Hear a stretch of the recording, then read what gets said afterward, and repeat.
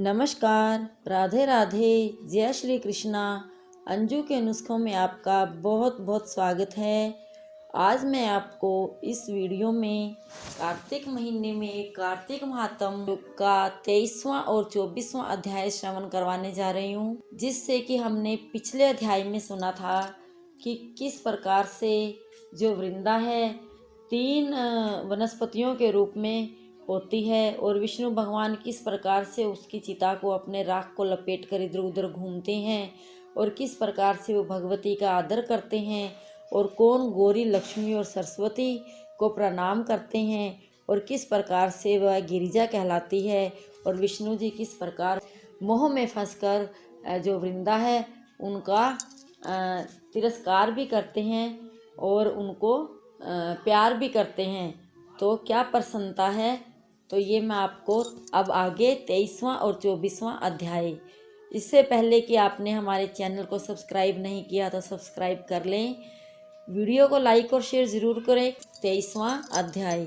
श्रीमन्नारायण नारायण हरि हरि, भजमन नारायण नारायण हरि हरि। नारद जी ने कहा, हे राजन, इसी कारण से उद्यापन में तुलसी की जड़ में भगवान विष्णु की पूजा की जाती है। तुलसी का मूल प्रदेश भगवान विष्णु को प्रसन्न करने वाला है। हे राजन, तुलसी का पौधा जिस घर में होता है उस घर तीर्थ स्वरूप होता है। उस घर में यमदूत कभी भी नहीं आते। यह पौधा सब पापों का नाश करने वाला, अभिष्ट फल को देने वाला है। जो मनुष्य तुलसी का पौधा लगाता है वह यमराज को नहीं देखता। भगवान नंदी का दर्शन, गंगा स्नान में तुलसी के पौधे का संसर्ग, यह तीनों एक पुण्य प्रद है। तुलसी को छूने से कामिक, वाचिक, मानसिक आदि संपूर्ण पाप नष्ट हो जाते हैं। जो प्राणी तुलसी के दल से भगवान का पूजन करता है वह पुनः गर्भ में नहीं जाता और निस्संदेह जीवन मुक्त हो जाता है। तुलसी के दल में पुष्कर आदि समस्त तीर्थ, गंगा आदि नदियाँ, विष्णु प्रभृति जब देवता निवास करते हैं। तुलसी के पौधे के पास जो अपना प्राण विसर्जन करता है वह चाहे कितना बड़ा पापी क्यों न हो, उसे यमराज नहीं देख सकते। हे राजन, जो लोग तुलसी के काष्ठ का चंदन लगाते हैं वह सहज में मोक्ष को प्राप्त होते हैं। उनके द्वारा किए गए पाप उनके शरीर को स्पर्श नहीं कर पाते हैं। हे राजन, जहाँ तुलसी के वन की छाया हो वहाँ पितरों का श्राद्ध करना चाहिए। वहाँ पर पितरों के निमित्त दिया हुआ दान हमेशा के लिए अक्षय होता है। आंवले के वृक्ष की छाया में जो प्राणी पिंड दान करते हैं उनके पितृ यदि नरक की यातना भी भोग रहे हो तो भी मुक्त हो जाते हैं। सिर, हाथ, मुंह और देह में जो आंवले को धारण करते हैं उनको विष्णु रूप जानना चाहिए।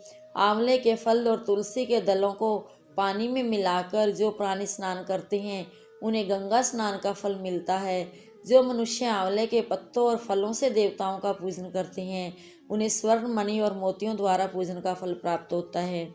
कार्तिक मास में सब तीर्थ, ऋषि, देवता और सब यज्ञ जब सूर्य तुला राशि में होता है आंवले के वृक्ष में वास करते हैं।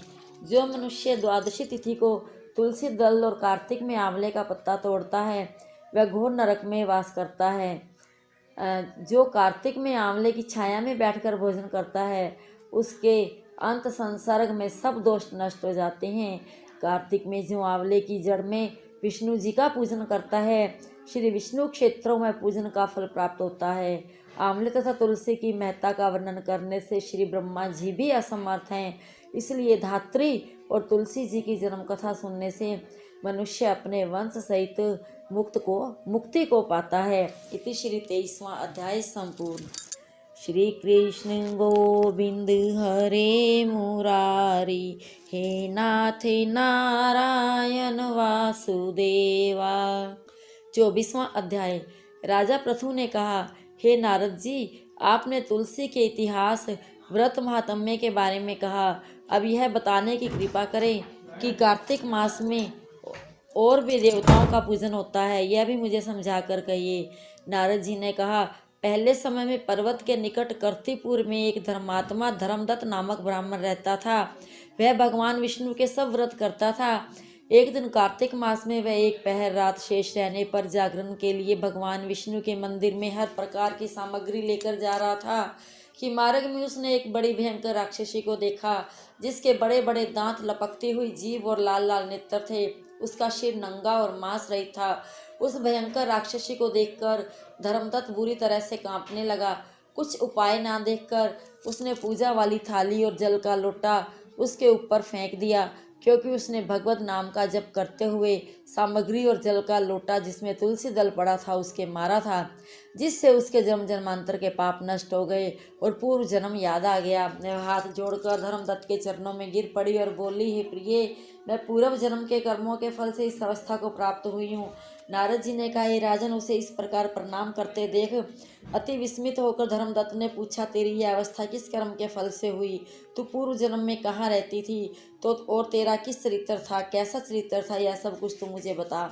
उस राक्षसी ने, जिसका नाम कलहा था, कहा कि ये ब्राह्मण, सौराष्ट्र में भिक्षुक नाम का एक ब्राह्मण रहता था। मैं उसकी पत्नी थी। मेरा स्वभाव बड़ा ही निष्ठुर था। मैंने कभी भी अपने पति का भला नहीं चाहा, ना कभी उसको अच्छा भोजन और मिठाई खिलाई। मैं प्रतिदिन उससे लड़ती झगड़ती थी। इस झगड़ालू औरत को देख तथा नित्या प्रति की कलह से तंग आकर मेरे पति ने दूसरा विवाह करने का निश्चय किया। यह सुनकर मेरा पति दूसरा विवाह कर रहा है, मैंने उसके ब्याह से पहले ही विष खाकर अपनी आत्महत्या कर ली। मेरी मृत्यु के बाद यमदूत मुझे लेने आए और मुझे गदा से मारते हुए यम के पास ले गए। यमराज ने मुझे देखकर चित्रगुप्त से पूछा, है चित्रगुप्त, इसने क्या कर्म किया? जो भी कर्म इसने किए हैं उनका फल इसे भोगना होगा। कलहा ने कहा, हे ब्राह्मण, चित्रगुप्त ने यमराज से कहा, इसने अपने जीवन में कोई भी अच्छा काम नहीं किया। वह अपने पति को सदा खराब भोजन देकर आप अच्छा भोजन खाती थी, इसलिए यह विष्ठा खाने वाली होगी। इसे अब सुअरी का जन्म दिया जाए, क्योंकि यह अकेली ही पाक के बर्तन में भोजन करती थी, इसलिए अपने बच्चों को खाने वाली बिल्ली होगी। इसने अपने प्रति पर क्रोध करके आत्मघात किया, इसलिए यह प्रेत योनि में जाएगी। अब आप इसको अपने दूतों द्वारा मरुस्थान में भेज दीजिए। वहाँ पर यह बहुत दिनों तक प्रेत योनि में रहकर फिर यह पापिन अपनी तीनों योनियों को भोगेगी। सो हे ब्राह्मण, मैं 500 वर्ष से प्रेत योनि में हूँ और भूख के प्यास के कारण नित्य दुखी रहती थी। एक दिन भूख से तंग आकर मैं एक वैश्य के शरीर में प्रविष्ट हो गई। उसके शरीर द्वारा मैं कृष्णा और बेनी के संगम पर इस देश में आ पहुंची। एक दिन भगवान शंकर व विष्णु जी ने मुझे बलात् उसके शरीर से बाहर निकाल दिया। फिर मुझे आप दिखाई दिए। आपके लोटे में से तुलसी जल का छींटा मेरे ऊपर पड़ा, जिससे मेरे सब पाप नष्ट हो गए। हे दिव्यजत उत्तम, अब आप मुझे यह बताइए कि आगे होने वाली 3 योनियों और इस प्रेत शरीर से किस प्रकार से मेरी मुक्ति होगी।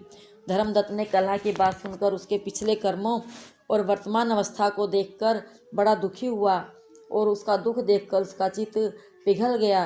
फिर उसने दुखित भाव से कहा, इति श्री 24वां अध्याय संपूर्ण। श्री कृष्ण गोविंद हरे मुरारी, हे नाथ नारायण वासुदेवा।